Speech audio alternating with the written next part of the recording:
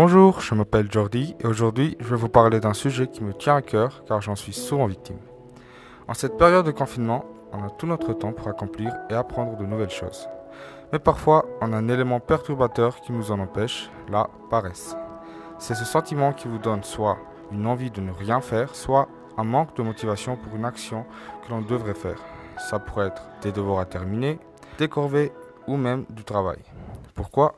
La paresse peut être causée par le fait que l'on soit distrait par autre chose que l'action à faire ou que l'on soit peu inspiré, voire même bloqué.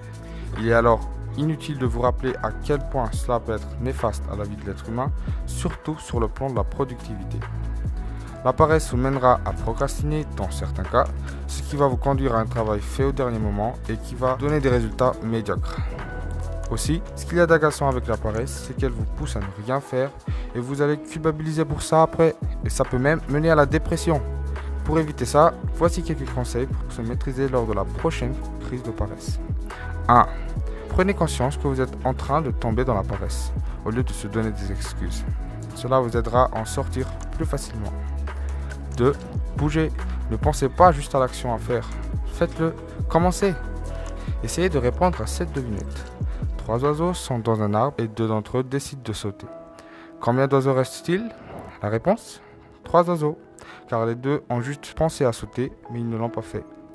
De même pour la paresse. Penser n'est pas suffisant, exécutez-vous.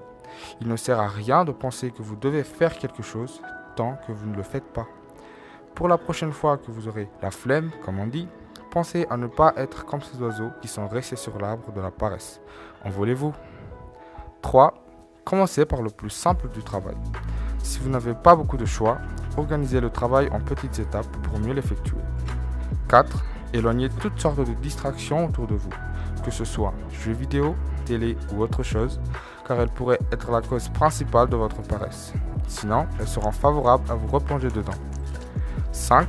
Enfin, essayez de visualiser la satisfaction que vous aurez une fois votre travail fini par rapport à la culpabilité qui vous hantera si vous décidez de rester là à ne rien faire. Cela pourra vous procurer une motivation. Pour finir, croyez en vous, débarrassez-vous de cette paresse et brillez dans ce que vous faites. Merci.